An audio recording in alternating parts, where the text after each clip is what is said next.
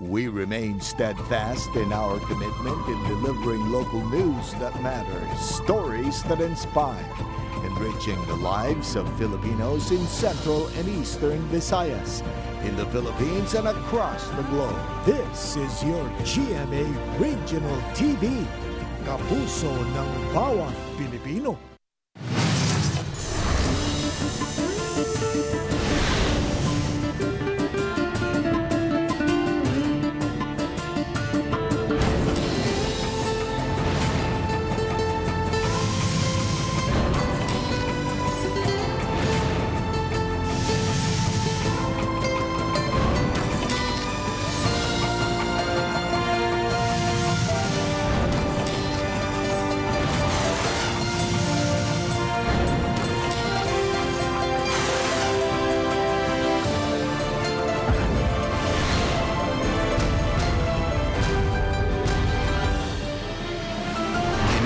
GMA Regional TV, Balitang Bisdak.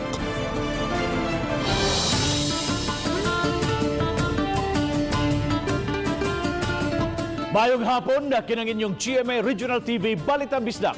Ang bugtong kasandigan o kadangpan sa mga Bisaya. Ako si Bambi Nalsaro. Nga maghatod sa labing dako og mga nagunang balita nga mahinungdanon sa Central ug Eastern Visayas. Ako si Alan Domingo. Ako si Cecil Kibod Castro, live sa GMA Complex sa Dakbayan sa Cebu.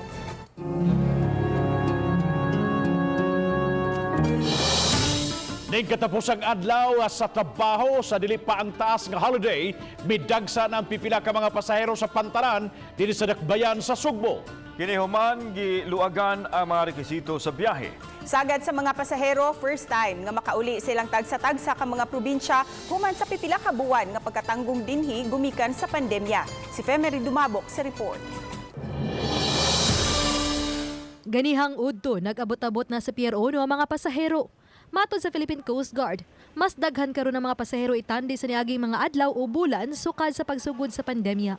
Kini human giluag-luagan ng quarantine status o mga rekisito sa pagbiyahe. Matod di PO 3rd Mac Benji Padasas, ang mga probinsya sa Bohol, Siquijor, Iloilo na lang ang nagkinahanglan sa RT-PCR test result. Samtang ubang lugar, QR code o trace app lang ang kinahanglan. Sugod pa og kadaghan ma'am, pero ang mga tao murag naka-adapt no sa kuan ma'am, flow sa ilang pagbiyahe o sa mga requirements. Munang karon dili kayo pa sa una nga yagaw gud ba. Sagad sa mga pasahero, first time makauli aron makauban ang ilang pamilya human sa pipila ka bulan nga pagkatanggong dinhi sa Cebu. Muli gyud kay aron makabisita sa pamilya ba. Ang problema lang yung mga schedule sa kuan sa barko lagi. Tulad dito ko sa Uano, ang LGU dito ko gi-repair niya. Wala may biyahe dito. Apano sa siya sa kinahanglan pang mukontak silang LGU sa Tagbilaran, Bohol aron malakip sa listahan nga gikuptan sa Coast Guard nga mamahimong makabiyahe. Sa Bohol, kinahanglan siya kumpleto sa papel. Basta kung wala sila, di sila coordinate sa province nila, ang ilang pokal person, mo gyapon namong gibasihan ang listing. Pero sa uban, so far, okay naman ma'am. Sa pagsud ug sa sud mismo sa terminal sa Pantalan, striktong health protocol ang gipatuman. Oba ni Cleofer Lumayag. Ako si Femery Dumabok. Balitang Bisdak. Mga returning overseas Filipino o mga OFW nga mopauli sa lalawigan sa Cebu dili na paubos sa quarantine period basta negatibo ang ilang resulta sa swab test. Samtang dipinsa ni Governor Gwen Garcia ang lalawigan kung ugaling adunay nagtinguha nga paubos kini pagbalik sa taas nga quarantine status. Ano ang report? Gipasayon o gipagaan ang proseso sa mga returning overseas Filipino o sa mga OFW sa ilang pagpauli sa lalawigan sa Cebu. Sa executive order nga gipagawas ni Governor Gwen Garcia sugod karong adlaw, dili na sila ipaubos sa quarantine period. Kini kung magnegatibo sila sa RT-PCR test inigabot sa airport, di ipahigayon ang swab test. Ilibre sa DOH ang RT-PCR test ug didto na sa nabook nga hotel sila magpaabot sa resulta sulod sa 2 ka adlaw. Kung negatibo, mamahimo nang moderitso sila sa ilang lungsod nga padulngan og dili na kuti-kutihon sa mga hingtungdang LGUs. Nganong gibuhat naman kay daghan kaayo ang naglisod karon. di na natupunan ang ilang kalisod. Giklaro ni Governor Garcia nga ang gipagawas niyang EO iyang gikonsulta sa taga DOH, DOT, DILG, BOQ ug ubang ahensya sa kagamhanan. Sa pikas bahin, gipanghimugatan sa gobernador nga dili na mahitabo nga mabalik sa taas nga quarantine status ang lalawigan sama sa ubang mga dapit sa nasod. Gilatag sa gobernador ang datos sa kaso sa COVID sa lalawigan nga ubos kaayo. Apil na ang utilization rate sa mga healthcare facilities. We're managing COVID. How are we managing? First of all, pangandam. We have enough isolation beds. We have enough hospital beds. But not only that, we're working on boosting the immune system. Inay malisang ikinahanglan na kunong tutukan ang pagbuhi sa ekonomiya alang sa katawhan nga nag-antos sa kalisod. Ipadayon sa probinsya ang turismo ug ang sugbo negosyo nga maoyawi sa pagbangon sa mga sugboanon. Kauban si Rod Prado, ako si Alan Domingo. Balitang Bisdak. Online appointment alang sa mga magpa-register sa National ID System magsugod na karong Abril. Mas mugaway na sabhuman gibalhin ang registration sa usa ka mall sa dakbayan sa Lapu-Lapu. Si Luan Merondina sa report. Sukad niadtong Lunes, dinhina sa usa ka mall sa Lapu-Lapu City, gipahigayon ang registration alang sa National ID System. Mas hamugaway na dinhi itandi sa miaging semana nga sa sports complex gipahigayon ang registration. Ug kay gisunod man ang schedule sa registration matag adlaw, naminusan usab ang taas nga linya sa mga tao. Okay siya ma'am. Nindot ang atong flow sa registration. Natuma atong social distancing. Unya, usapa po di na sila kinahanglan mo sayo dirig mga para mulinya. Sukad gisugdan ang registration niadtong Marso 18, 5,114 na ka mga tao ang nakaparehistro. Tungod sa backlog, ang mga na-pre-register pa sa mga enumerators sa Philippine Statistics Authority kon PSA niadtong Nobyembre 25 hangtod Disyembre 7 ang ilang gi-accommodate. Isip pagtimaan sa Semana Santa, temporaryong suspensohon ang registration sa mall ugma ug sa Biyernes Santo. Sa Lunes na mobalik ang registration sa National ID System. Samtang sa mga wa malakip sa na pre-register sa mga enumerator sa PSA, hayan sa Abril, magsugod na ang online appointment. Gitinguha sa PSA nga marehistro ang 300,000 ka mga upunganon karong tuiga. Natay Facebook page, Lapu-Lapu, Philsys Lapu-Lapu City. Diha ta mag-post sa mga schedules nato para updated po tanan. Nya ato na ipa-share sa every barangay o kung mahimo pod sa page ni Mayor. Uban ni June Solon, Luan Merondina, Balitang Bisdak. Kay taas ang holiday tungod sa Semana Santa, publiko gipahimanduman sa Talisay City Fire Station nga siguroong naka-unplug ang mga appliances. Sagad sa hinungdan sa sunog, mao ang electrical misuse. Ang report ni Femery Dumabo. Upat ka mga sunog ang natala sa dakbayan sa Talisay ning pagsaulog sa Fire Prevention Month. Taas kini tandi sa niaging tuig nga usara ka sunog nga ilang narespondihan sa bulan sa Marso. Hinuon usa sa upat ka fire alarm nga nahitabo sa Barangay Lawaan 3, Tinuyo, din duha ang namatay.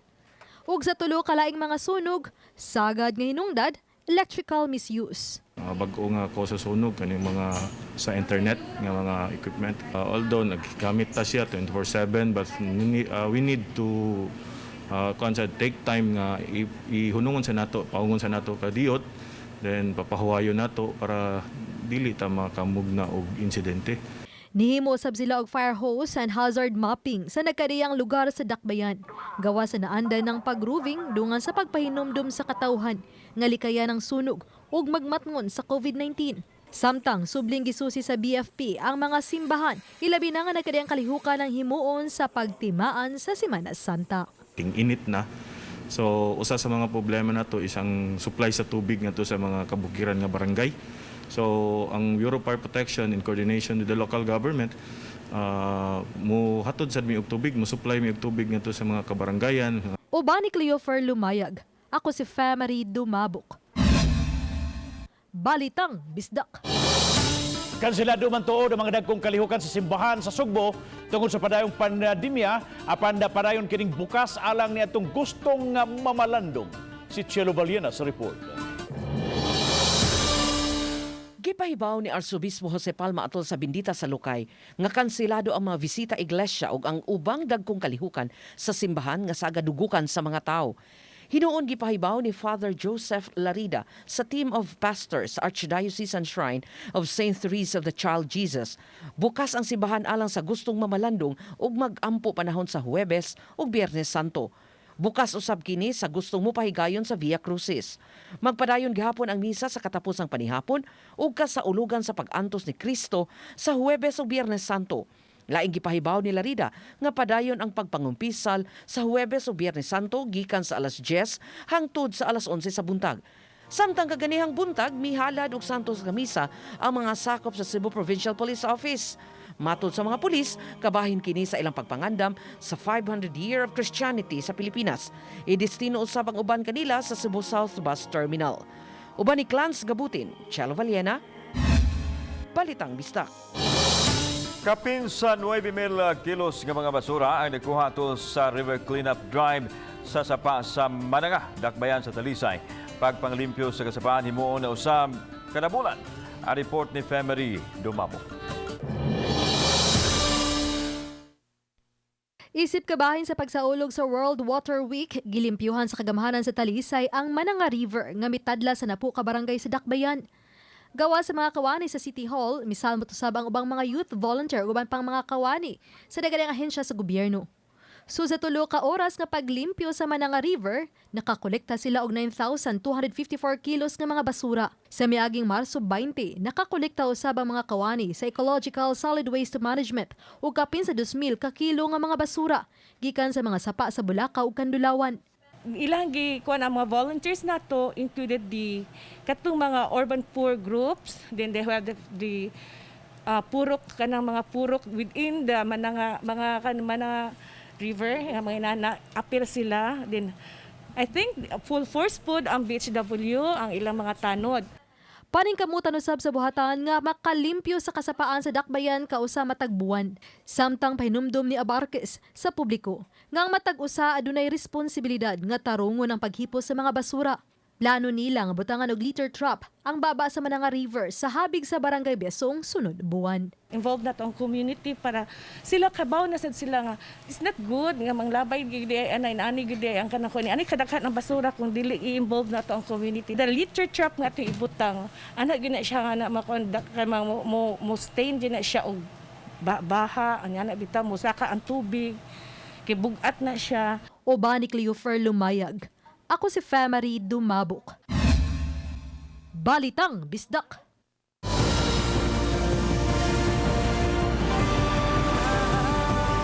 Kini ang GMA Regional TV Balitang Bisdak.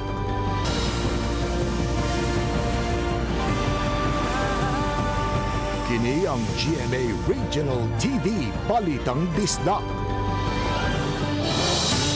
25 anyos nga upunganon na nagtinguha sa paglibot sa tibok isla sa Dakbayan sa Lapu-Lapu karong Abril 24 pinaagi sa paglangoy. Siluan Merondina adunay live update. May Yes, Bob, kun si Ferdinand Magellan nabantog sa pag-circumnavigate sa tibok kalibutan, kining usa ka upungano nagtinguha sa paglibot sa tibok isla sa Mactan pinaagi sa paglangoy ug himuon niya kini pipila ka adlaw sa dili pa sa ulugon ang ika-500 ka tuig nga kadaugan sa Mactan. Apan dili lang kini ba basta nga paglangoy aron makalangkat og dungod, apan usa kini ka swim for a cause. To spread awareness. Sukad pagkabata, dagat na ang namatan sa 25 anyos nga si Clivan Alegres. Lumad nga taga Maribago si Clivan ug ang paglangoy sa dagat ang iyang nahimong pastime. Busa, dili na ikahibo nganong yano lang kaniya ang open water swimming. 2018, nakuha sa team ni Clivan ang second place sa swim relay. 2019, nagkampiyon ang ilang team sa all-men swim relay sa Ironman sa Davao. Nakuha usab ni Clivan ang first place sa H2O Man Open Water Marathon sa Langkawan Island. Nakuha niya ang pagka-athletic sa iyang inahan nga usa ka ultramarathoner. Kinsa misalmot uban sa iyang mga igsuong lalaki sa Ironman 2019. Gihiman ako siyang routine everyday siya langoy. Hangtod nakakuan ko sa kung siya langoy unsa ka akong matabang ani akong paglangoy sa environment no. unsa ka malive nga legacy ba. Apan ang 25 anyos nga vetmed student dili lang basta-basta nga open water swimmer. Apan mapinanggaon usab sa kalikupan. Nakigalayon siya sa mga NGOs aron mahingusgan ang kampanya sa pagpreserbar sa kalikupan. Tumong sa planong pag-circumnavigate ni Cleveland sa tibok isla sa Lapu-Lapu karong Abril 24 dili aron pagprobar sa iyang kaugalingon isip usa ka swimmer. Apan kundili ang pagdasig sa katawhan nga moprotehian ang atong kalikupan. Ang proceeds sa iyang swim for a cause gamiton aron sa pagpalit og garbage compactor. Nay something nga mo patak siya sa tao ba nga, uy, sige, ato ning suportahan yang plano nga compactor kay garbage compactor kay kanang nindot ni og tumong para maning ana itumong nako sa 500 years of humanity, of Christianity. Og isip pagpangandam sa labing unang attempt sa paglangoy palibot sa Mactan Island, gisuwayan na niya ang paglangoy nga nag-inusara gikan sa Maribago paingon sa Cordova o gikan sa Mactan Shrine paingon sa Maribago. Apan ang wa pa niya masuwayi ang paglangoy gikan sa Cordova paingon sa Barangay Ibo. Ang paglangoy palibot sa tibok Mactan Island karong Abril 24, gibanabanang makuha niya sulod sa 18 ka oras. Hinuon may mga medics nga mag-abay sa iyang paglangoy aron masigurong luwas siya sa disgrasya. Bab, sa dili pa niya himuon ang labing unang higayon nga paglangoy sa tibuok isla sa Mactan karong Easter Sunday, mulangoy usab siya sa tibuok Olango Island. Bab? Daghang salamat, Luan Mirondina sa imong live report. Day karon ang mga buhatan sa Cebu City Hall o sa Kapitolyo aron paghatag o kahigayonan sa mga kawani nga makapauli sa tag-satag sa mga destinasyon. Sayra nato ang sitwasyon sa Cebu South Bus Terminal. Pinaagi nining report. Pasado alas 10 kaninang buntag, mingaw pa ang Cebu South Bus Terminal. Daghang mga bus apanihit pa ang mga pasayro. Gihulagway sa tagduma sa Cebu South Bus Terminal nga kaniadtong wala pang pandemic, Miyerkules Santo pa lang sa buntag. Daghan ang mga tao ang mudagsa diri sa terminal. Apan karon ato makita mingaw pa kaayo. Apan posible kuno nga basin unyang hapon mudagsa ang mga pasahero tungod kay half day raman sa ilang trabaho ang mga trabahante. Gipadayag sa tagduma sa Terminal Carmen Quijano nga dako kaayo ang kalainan sa sitwasyon karon itandi sa wa pa ang pandemya diin budagsa gyud ang mga manguliay sa lalawigan. Karon mingaw gyud kaayo. Dili na to i-compare tungod aning hitabo sa pandemic. Dili na to i-compare ang panghitabo nga wa pay pandemic og karon. Higpit gyapon ang ipatuman nga seguridad apil na ang pagsiguro sa health protocol. Sama na lang sa paggamit sa alcohol ug ang pagpatuman sa social distancing. Sama nining bus nga nagbiyahe sa habagatan nga mipatuman sa 1 seat apart. Alang sa mga pasahero, kini ang panahon nga makabakasyon nunod sa Semana Santa. Karon kay wala naman siguro yung mga simba-simba, munang dili sa kaayo kuan gawas-gawas. Sa pikas bahin sakit sa ulo sa tagduma sa terminal ang kagahi sa mga minibus nga dili mosulod sa terminal inay dito sa gawas magparking. Delikado kuno kay dili naman mamonitor ang panglawas sa mga pasahero kay dili na gani mapaubos sa thermal scan. Alang sa tagduma sa terminal insulto kini kanila ug sa lalawigan mismo busa ilang giawhag ang Cebu City nga operasyonan kini. Ang public must know nga wa gyud na itolerate nako. More to the governor. Kay strikta ka na. Ya ako sa nagukod-gukod ko even Sunday I'm coming here. Just to know og tinuod ba grabe gyud kayo. Samtang adunay warning ang gobernador sa mga minibus driver nga dili mo patuo. Hinaot unta nga karong Semana Santa maghinusol mo sa inyong mga sala. Kay inighuman Semana Santa, di ta na mo tagaag panahon nga manghinulsol. Ipadakop ta na mo. Kauban si Rod Prado, ako si Alan Domingo. Balitang Bisdak. Alang sa mga nagpuyo sa Metro Cebu, ani ay pilgrim site sa dakbayan sa Talisay nga mamahimong mabisita o maghinuklog ning mga adlaw sa Semana Santa. Kung asa ning maong dapita atong sayran sa report ni Femari Dumabo. Alang sa mga Talisay nunog kadtong gikan sa silingang mga lugar, dili na kinahanglang moadtog layo aron maka-reflect ning Holy Week. Kay dinhi sa Archdiocesan Shrine sa Jesus Nazareno sa Barangay Kansuhong Syudad sa Talisay. Mamahimong makabisita ang tibok pamilya o magbarkada aron makahinuklog. Ning baguhay lang gilusad ang 11 halaman ni San Jose dinhi sa Sugbo nga nag-feature sa 7 ka mga kasakit ug kalipay ni San Jose ang amahan ni Jesus. Pagpasabot sa museum caretaker nga angay lang mahibaw-an sa mga tumutuo ang dakong parte ni Jose sa kinabuhi ni Jesus. Nundom kanato nga sa labi na karon sa Kwaresma, labi na ron sa panahon sa pandemya nga daghang kita kaguol nga makahinuklog pud ta dinhi sa atong garden o sa shrine pod nga atong kaguol marasot pay atong source sa atong kalipay. It has been declared by Pope Francis as the year of Saint Joseph. It's the only statuary of the 7 joys and sorrows of Saint Joseph diri sa Cebu. So at least atong ma-experience kung unsa gyud ay kadako ang role ni Saint Joseph sa pagpadako ni Jesus Christ. Ang kasakit ug kalipay ni San Jose sama sa pagkatao ni Jesus kay natawo kini sa kabus nga pamilya. Aduna sa pag-ampo samtang nagsudong sa halaman ni San Jose.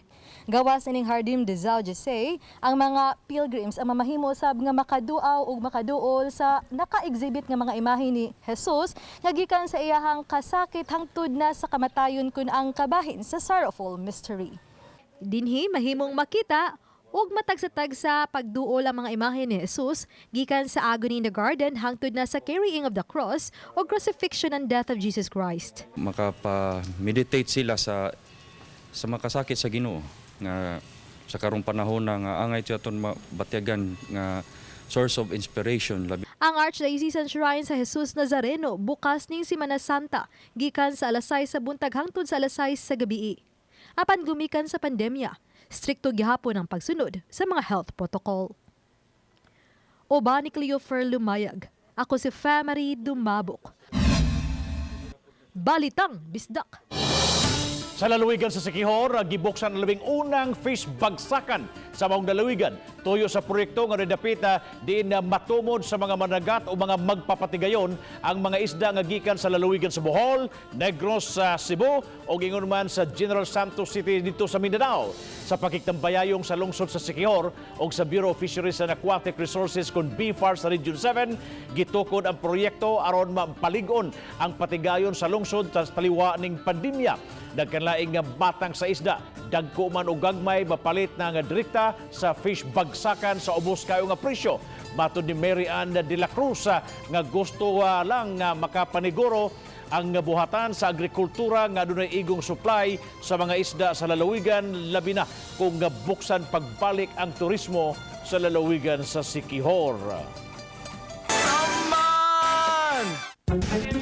Dawaton isa likway sir saman. Dawaton. Ang saman. Ang gugma. Nikin saman. Sa Ginoo. Dawaton. Dawaton nimo siya nga nakay assurance nga magbag-og gyud siya. Dawaton. Ang grasya. Dawaton basta in love kayo, basta magbago. Dawaton. Ang saman. Gugma. Nikin saman. Nimo ko gugmaon sad ko nimo ako. Isalik ko gyud ako kay kinig isalik ko yana dawaton naman sa nagbalik. At ambot lang sa dawaton. Dawaton ang dawaton. Dawaton na to ang gugma sa atong sikataw labi ng gugma sa Ginoo. Diya di ay. Pwede sa no. Nako di ay. Kung ikaw gud mo. Saman!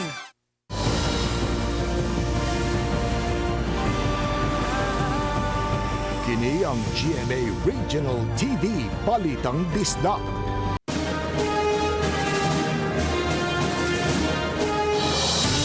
Preparado ng tanan alas kasulugan sa ka-500 katuig nga kasumaran sa pag-abot sa Kristyanismo dinhi sa nasod. Apan mag-agad lang gihapon kini ang tanan sa lagda nga ipatuman sa kagamahanan. Ania ang report. Gipadayag kini ni Father Mar Balili, ang Secretary General sa 500 Years of Christianity celebration nga buksan na sa sunod semana. Gihimo nila ang tanan nga matigayon ang kasulugan taliwa paman sa nasinati nga pandemya.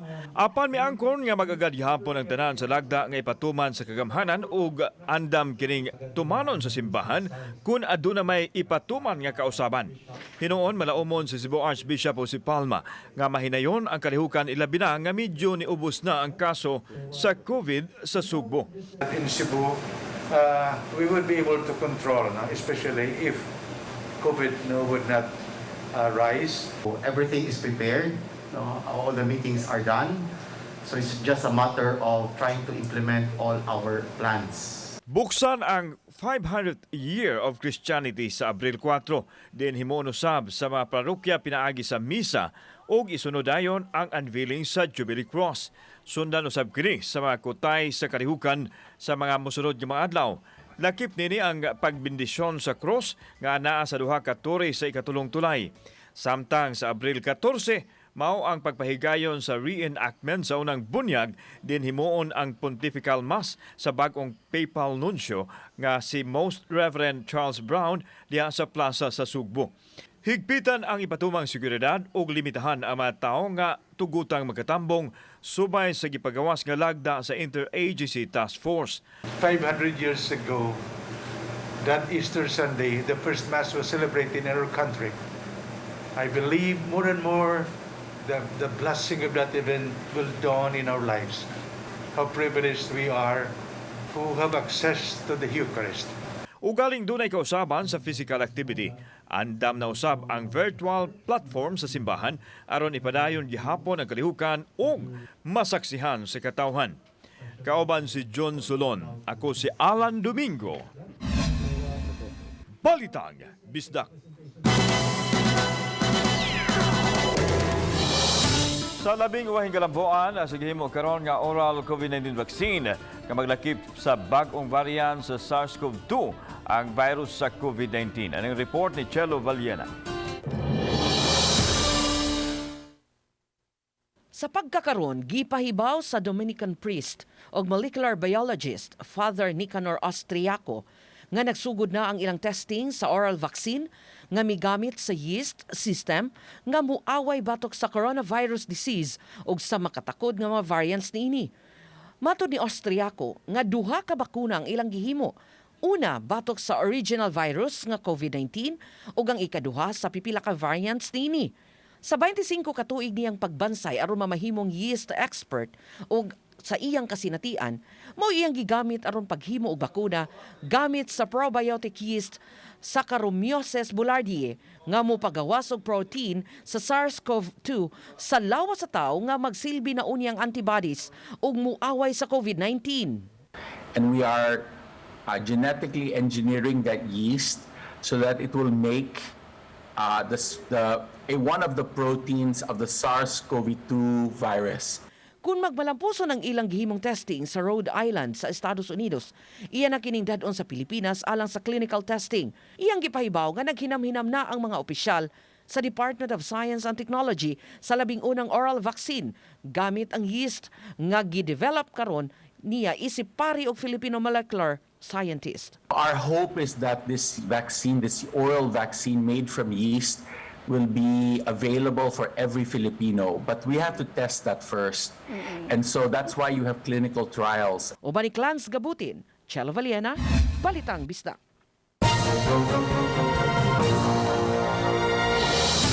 Sa labing uwahing dagan sa panahon, epekto sa extension sa LPA nga anaa karon sa General Santos City ug sa Easterlies ang hinungdan sa pagbunok sa uwan karong adlaw. Di pasabot ni Pag-asa Visayas Weather Specialist Jomer Eclarino nga bisan kung nagsugod na ang dry hot season apan sa matag karon ug unya masinati gihapon ang pag-uwan-uwan. Base sa rain gauge sa Pag-asa Visayas, miabot sa 5,000 barrels per square kilometer ang gibubo nga uwan sa Subo sukad kaganihang buntag. Gani sa Metro Cebu mabantayan nga may pipila ka mga dapit ang gisanapan dayon sa tubig uwan. Hinuon matud sa Pag-asa subli na usab nga masinati ug mga adlaw ang init nga panahon. Karong adlaw until karong gabi medyo taas ang chance na makasinati sa mga pag-uwan diri sa Visayas labi na sa Cebu. Pero until sa Sunday ma'am is improving na ang atong panahon o weather condition.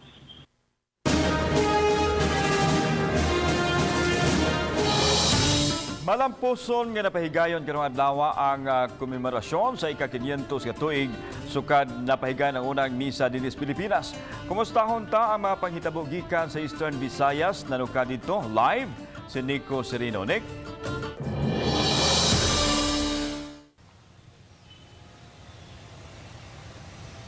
Yes lan, bisan sa hulga sa uwan napadayon ug hapsay nga natigayon kining paghandom sa unang misa sa Pilipinas nga gihimo sa Limasawa Island.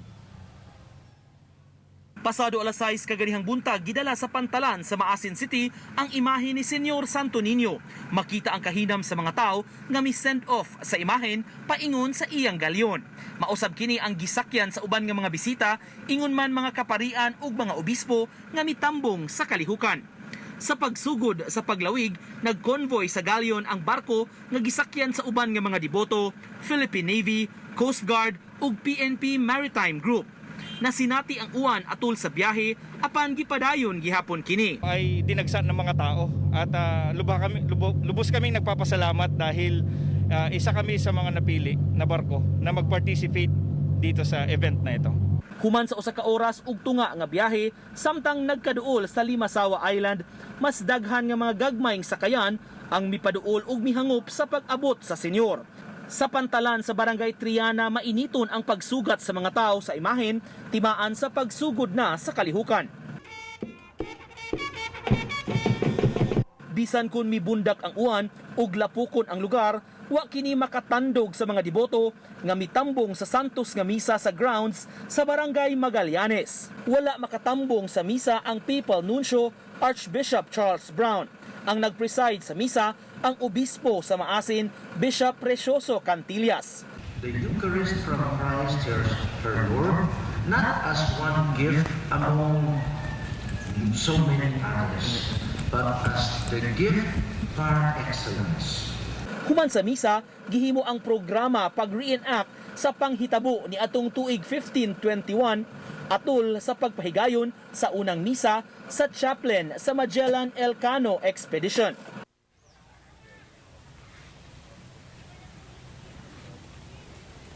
Kining kalihukan karong adlaw lan usa lang ni sakutay sa mga activities nga giandam sa diocese tungod kay magpadayon pa ang ilang mga events ug mga programang himuon year-long ning paghandom sa ika-500 ka tuig nga pag-abot sa Kristyanismo dinhi sa ato. Lan? Daghang salamat Nico Serino. Usa na sa nahimo nga biking site sa dakbayan sa Talisay ug sa silingang syudad ug lungsod mao ang Sitio Manuloto sa Barangay Manipis. Apan mireklamo ang pipila ka mga bikers tungod sa kadangog sa daan gumikan sa nagtubod nga tubig. Nabalaka sila nga maaksidente tungod niini. Gipadangat na sa City of Talisay Traffic Operations and Development Authority kung City Toda ang maong reklamo sa mga bikers ngadto sa DPWH 2nd Engineering District. So pag-abot dito sa daan, magkatag, basa kanunay ang daan, manahinungdan nga katong wa pa kaayo masuhito sa lugar, medyo makasinati igid og disgrasya, mga lamba. Kalambuan sa COVID-19, nakatala ang Department of Health 7 o 5,678 ka mga active cases, 185 niini mga bagong kaso.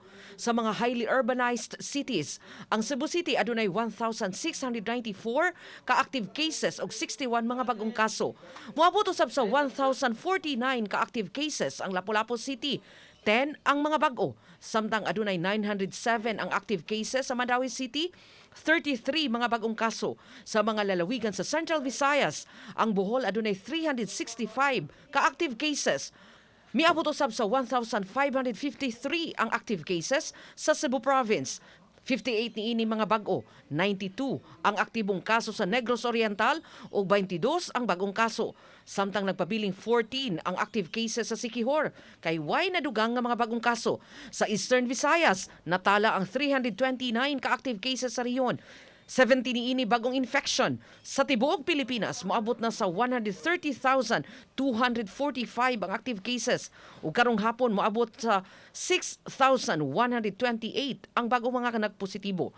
Samtang sa 128,235,377 nga mga kaso sa tibuok kalibutan, 72,752,655 niini mga nangaayo na. Chelo Valiana, Balitang Bisdak. Dawatan. Nga naman. Dawatan ako mga ang gibuhat kasakit ini. Ano? Isa likway. Nga naman. Isa likway, kaligot-got sa isikataw. Nga naman. Kay, wow ako magdumot pero di ko kalimot. Dawaton. Ang unsa pa? Aguan, inasal. Dawaton. Ang unsa man ba? Ang tanang kasakit nga ihatag sa Ginoo. Ang niya, ma'am? Niya? Oo. Dawaton gihapon. Ano man? Kay gihigugma? Oo. Dawaton. Ang unsa pa? Ang gugma. Isa man. Sa ko asawa. Ug daghang salamat sa mga kapuso nato apil nang nasa gawas sa nasod nga nikisayod sa mga dagko ug mga nagunang balita sa rehiyon. Ako si Alan Domingo. Ugi ka namong tanan dinhi sa Central ug Eastern Visayas. Ako si Cecil Kibod Castro. Ang inyong balita nga mong balita kay matag lokal nga balita mahinungdanon kining inyong GMA Regional TV Balitang Bisdak. Buong puso para sa Pilipino. Ako si Bobby Nalsaro ug mayong hapon mga kapuso.